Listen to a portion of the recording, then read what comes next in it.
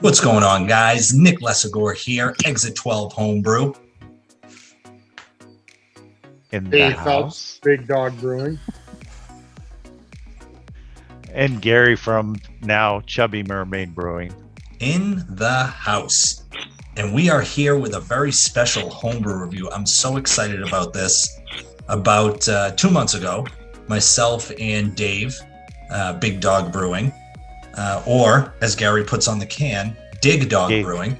The two of us ventured down to Florida from the Northeast and spent some time with old Gare Bear, Maine BrewGuy, Chubby Mermaid, however you want to say it, Tap Out Brewing, all that stuff. We hung out by the pool, hung out by the brewery, brewed a collaboration beer called Deep End Stunner. Big thanks to Dave for thinking of the name. Here's the label art. Kabbalah bang. Mange. Killing it. Nice little Stone Cold Steve Austin Triple H, I believe, action with the rock in the corner. So that's pretty cool. I would probably say, Gary is the rock. Dave would be Stone Cold, and I'd be Triple H in this picture. So that's about right. That sounds right. Yeah. And so this beer was intended to be a standard strength New England IPA. But because we didn't take into account the dip hopping concept, which Gary can quickly go through, we ended up losing a little bit on the ABV. So it's sitting at 5.6% on this. And Gary, why don't you go through briefly what the dip hop concept is? So when we take a little bit of the hot liquor coming out of the HLT at about 170 degrees, we take about 1.5 liters and we put it right in the fermenter at the beginning of the whirlpool. Just before we start the whirlpool, we just drop in a little bit of the hot liquor into the fermenter, and then we drop in the dipped hops in there and let it soak as a hop tea, so to speak. And then by the time we're done with the whirlpool and we chill, we just put the chilled wort over the top of that hop tea and let it ferment in there. And so Gary's done quite a few beers with the dipped hop concept, and he sent them to me, and I can tell you that they are fantastic. Absolutely love the beers with the dip top concept. Dave's had them as well, as he just mentioned, and so we really enjoy them. So briefly going through it, the malt bill, and we won't give amounts. I think Gary may or may not use this for his brewery when he eventually opens. So we'll just go through kind of ingredients of what we used. Golden Promise, we were supposed to use Pilsner. Dave messed that up. He added 2-row thinking it was Pilsner. So, a little bit of maybe double check work needed to be done, but fair enough. Who am I to say? I'm not the one that poured them. Flaked oats. Flaked wheat, Carafoam. We had half of the Carafoam we were going to use. Gary was happy about that. He's not a big fan of the foam of Cara. And acid malt. Relatively simple grain bill. New England IPA with flaked oats and flaked wheat. I'm really looking for some nice mouthfeel creaminess from this beer. We utilized nugget at 30 minutes, which is a little bit different than what we're used to here at Exit 12 for our New Englands. But again, that little bittering at 30 minutes is, I found it to be on Gary's last New England IPA, absolutely fantastic. And then we added for the hops, because that's the main player in this, we dipped hop with Vic's Secret, and then we whirlpooled at the 165 degree mark, which is what we did for Donovan, the Exit 12 New England IPA. We whirlpooled with Azaka and Harlequin. And then we dry hopped with, I believe Azaka and Harlequin? Yes. Or Azaka and Vic's Secret on the dry hop? I think it was Vic's Secret. That's what the recipe says, Vic's Secret. So, Gary, Dave, let's pop one open. Before we pop open, Nick, do you want to just read let's just read what's on the side of the can? Because I think it's pretty neat. I didn't see that at all. So, yeah, why don't you read that? Gary added a little note here that says, this New England IPA was brewed with 2 great friends at my home. This beer was like life, not perfect in execution, but came out fantastic despite the audibles called during the brew day. It goes to show you that having a stopwatch and trying to control every aspect of brewing makes little difference if in the end good brewing techniques are followed. So Gary getting a little preachy over there. Thank you, Gary. A little high horsey, Dave. Well, had to recover from our, audibles and ups during the day, but it was still a fun brew day. You wrote all those things. Still couldn't get our brewery names right on your labels, so thanks. Yeah, well, We have, when they make a 30-hour day, I'll get it right. yeah, he's already coming with the excuses. Sounds just like me. And just be fair warned, I did overfill them because I knew they were going to be traveling, and they were already long in the tooth, so I didn't want them to get. Yeah, you did, because it just went all over my laptop. Thank you. Oh well, you should have. I will say not much foam on my end, and it's probably because I didn't shake it like it was a shake weight. This is mine. It popped very nicely, and if we could, boys, maybe relax on the swearing so that when I edit this, it's not a bear. Thank you. Okay, I'll tell you this: when I popped it open, huge flavor, aroma. Yeah. Oh yeah. I smelled it right off the bat too. Oh yeah. Tangerine, pineapple, and that's I haven't even put a nose on it yet. You can see really nice head. Gary's already going in for a nose. He doesn't know how we do it at exit 12. But the look, I mean, classic New England IPA. It's a little bit darker than I thought, like for a New England IPA, but it's nice. I mean, it's not, doesn't look oxidized or anything like that. As you can see it in the mine's kind of light, but shining the light a little bit. Yeah, a nice light orange color. I think it's the glass, it's that tulip glass thing you got going on it. It presents the beer a little darker. Yeah, well, hashtag proper glassware. What are you going to do? Let's get a nose on this. Shots fired all the time. Sorry. Another swear. Great. Perfect. Freaking shots fired. All right, nice nose. Nice sweetness. Yeah. I love the sweetness on it. I will say it has sweet. faded quite a bit. I apologize for that, guys. But it's just take that, what you're smelling there, and probably cut it in half. You mean double it? Well, cut it, double it. You're right, double it. Small brain. Small brain. I get pineapple. You let the rest of us talk. So I get some tangerine. Definitely get the citrus. The pineapple, like Nick said. Mm-hmm. It smells awesome. It's mouth-watering. Awesome. It's just absolutely mouth-watering. I get it like a grape character too. Or maybe like a wine character, maybe like a white wine characteristic. Maybe that's the Vic's secret. Maybe. I'm not getting any. Or the Harlequin. Well, the Harlequin's really good. It was really a good suitable substitute for that lemon drop, to be honest with you. Possibly bubble gum, maybe like a not Big League Chew, but what is the one you ate as a kid that came in Bazooka? Fruity Bazooka? Not fruit, no. Bazooka's probably it came in single, pieces of gum. Like, oh, the cubes. Cubes. Yeah. Yeah, that was Bazooka. I don't get that at all. I get I get a little bit of vanilla, but it's real faint. I don't get the vanilla at all. And a little coconut, maybe. Don't get the coconut at all. I thought that's stupid. No, I'm thinking I'm just getting the fruit characteristics. Dave's nose is pretty, Dave's nose is what it is. He's trying. I appreciate that. All right, let's take a sip of this, boys. L'chaim. Cheers. Thank you so much for sending these, Gary. Down. Thanks, Gary. God, that's so good. Well, damn. Wow. I'm not gonna lie. I was fully expecting to be relatively underwhelmed because of the things that had gone wrong. This is a good beer. It's smooth. Bitterness is nice. It's smooth. Yep. A little bit of bitterness right at the first. I just enjoy tasting. this beer. I crush this beer. I love it. To Gary's point, what did we end up with at ABV, Nick? 5.6. 5.6. We were supposed to be at 7, right? So Yeah. I'm not upset about that 5.6. Well, I backed off on the dry hops. We cut them in half, and we all agreed on because that. we screwed up. Yep. We just didn't take probably into says account it's a that. good Yeah. one. I think that I'd be intrigued to see what the 7 tastes like. Gary, brew that and send it to us. I'll have to get some more Harlequin. For me, I don't get as much of the pineapple coming through on the flavor. I get it on the nose. I might get a little bit of the mango on the nose. To me, this is more of a dank treat. I don't get as many of the fruit flavors that I would normally get on the flavor of a New England.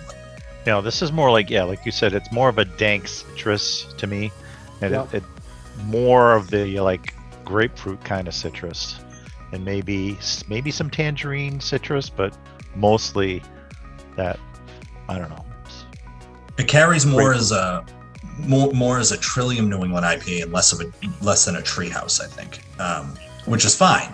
They brew two different styles of the beer, but with all the hops we added, like it's nice that you get that flavor on, that aroma on the nose. But when you go to drink it, it does present more like one of those dank New England IPAs and less so that kind of fruit bomb character. Yeah. I will say though, when this, like the first week when I was trying this after it carbonated, I was not a fan of the yeast character, but that has completely fallen off. And since then, it's just been a delight. I can't. Yeah, it is worth mentioning we use Cephal S33, which is a really like multi-use yeast. I know, as we mentioned in the video that I posted on the Exit 12 Homebrew YouTube channel, we recorded this brew day and I posted video footage of it. As we mentioned, a member in our homebrew club, Brewtubers, www.brewtubers.com. If you want to be part of the club, if you're looking for a homebrew club and to do cool stuff like this is what you can do. Join the homebrew club. A nominal fee every year, and you can do some pretty cool stuff like travel to the swamp, the dirty, disgusting swamp of Florida, and brew a collab beer with one of your best buddies. And so let's just be clear that traveling is not paid for by the club. Yeah. No, it is not. No. That is on you.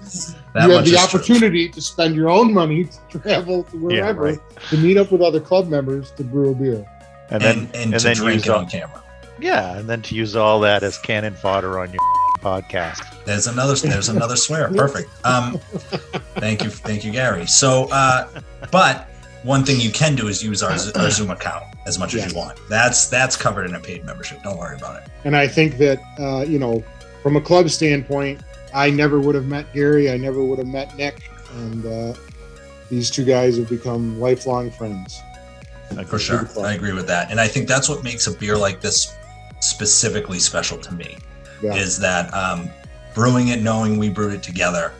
I'm thoroughly going to enjoy this beer. It's fantastic. Now, Gary, you did mention, you can kind of close on this. You did mention in planning that you were never a big fan of Azacca. So what is your opinion now? Has that changed a little bit, or are you still kind of it has changed now? Yeah, I do like it, and it may be the way I've used Azacca in the past and the yeast combination with Azacca, but this particular beer, I like it, and it's not the dominating hop to me at all. I think the Vic Secret is what shines through the most. Yeah, I think for me, then on the nose, I do get a bit of those Azacca characters, like the pineapple and stuff, which is, we use it quite a bit for Donovan, our New England IPA, sometimes a double, and I get huge pineapple whenever we use it. And so I'm a big fan of Azacca, and I know, in my opinion, I think it's all in how you utilize it. For me, the 165 cooler degree Whirlpool will yield more of those kind of fruity flavors into New England, whereas Brandon likes that 185 degree Whirlpool. For him, it kind of aids in the bitterness more. His beers kind of have to be conditioned an extra week or two because of that added bitterness, because we do add a 60-minute charge to Sam. So I found, for me, for us, for that beer Donovan, the perfect Whirlpool, temperature is 165. That's what we did in this one, and I think it's absolutely fantastic. For me, it's a tried and true method that is going to be very tough for me to go away from. Mm-hmm. Yeah, I've used it before. I've used 195, 185, 175, 165. For me, the sweet spot seems to be 175, but that's because of the way we brew here is by the time I'm done the Whirlpool, I'm at 165 anyway. So it doesn't stay at 175 that long. I think for us, we started at 165, but by the time the Whirlpool was done, we were at like 155. So, right. Yeah, I mean, I think it's fantastic either way. I definitely get... Personally, I get some of the 165 degree Whirlpool characteristics with Azacca in the beer. It's got a really smooth bitterness. I think the mouthfeel, maybe just an age, maybe the mouthfeel could use a touch up to be a little more mouth coating. But I mean, I think ultimately it's a fantastic beer, and I'm pleasantly surprised. I think you're kind of trying to think of this beer as a bigger beer, and then that mouthfeel would go up. That's a fair point. Respectively, yeah. That's a fair point. This beer is. It's a 5.6 New England IPA, so it's going to be, to me, it has a really smooth, it drinks to me like a bigger beer than it is. I agree, which is probably why I want more of that. It looks like a bigger beer, yeah. What's that mean, it looks like a bigger beer? It just, if I was to pour this in a glass without knowing the details, it would look like a double IPA to me. Right? What's the difference between the way it looks at double and a It's single? just, I think it looks more. It looks more chewy. cloudy. It looks big. Yeah, it looks chewy. Yeah. Thank you, Gary. He's trying to Gary, catch me. Gary to the rescue. Gary to the save. Yeah. I just pitched that one right down the plate, right in the strike. Somebody. Of course he did. Of course. You know how he's going to pay you back, Gary. He's driving your beers to NHC for you. So you guys are even. Speaking of NHC, do not hesitate if you're going to NHC. Hopefully, I'll try to get this video up before then. If you're going to NHC, stop by our booth on Club Night. Brewtubers will have a booth. We will be pouring. Don't hesitate to come up to us, ask us questions, join the club. We may or may not have merch there. You can purchase some pretty cool stuff, not Brewtubers specific, but more just brewing specific, some pretty cool stuff. So don't hesitate to reach out to us and introduce yourselves and chit chat with us, because we're more than looking forward to taking a weekend away to spend time together as a club. There's probably 7 to 10 of us going out of the club, and so we'll be spending quite a bit of time together. It's going to be a good time for sure. Yeah, looking forward to it. I need a break. Awesome. Sounds good, guys. Thanks so much for watching. Thanks so much for these two idiots coming on. Thankfully, it's not like they swore the whole time, so I don't have to edit the hell out of this. Gary really did a great job at like holding back and showing a lot of restraint, so I appreciate that. And thanks for watching. L'chaim. Cheers. Delancha.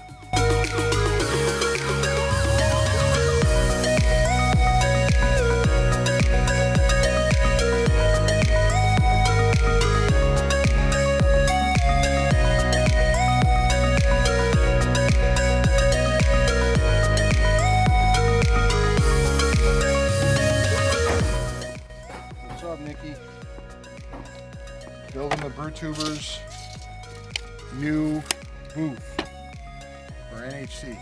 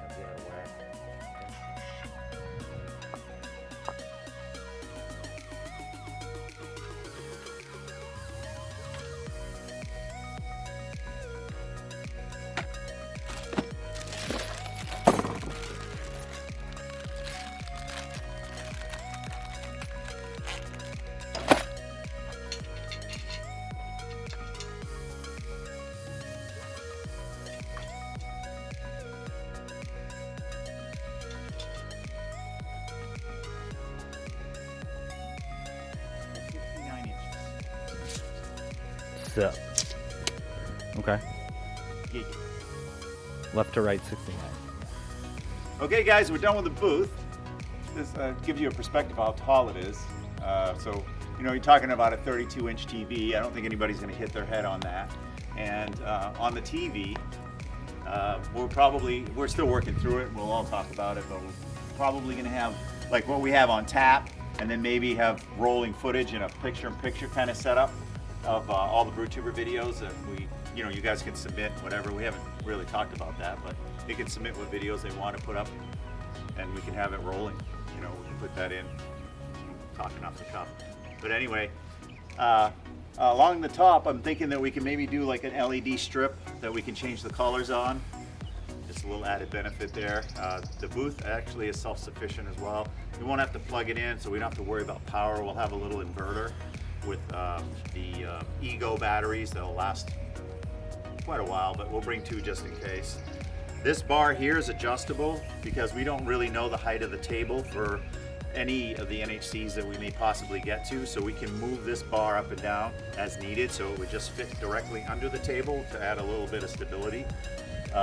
Also, we're going to have to probably talk about getting a banner at the bottom that hangs down that has like Brewtubers on it, online homebrew club, and it's just really to hide like all the goings on behind the booth, so let's make it look a little bit more professional. But that's it. It's pretty light. It's aluminum. It's fairly solid. I mean, you can't hang off of it and do pull-ups, but you can certainly hang a 19 or 32-inch TV that's probably 12 tops 19 pounds. So that's it, guys. We're gonna start taking it apart. We'll label it. It's pretty easy to put together. What do you want to add, Nick? See you at NHC. See you at NHC. Cheers.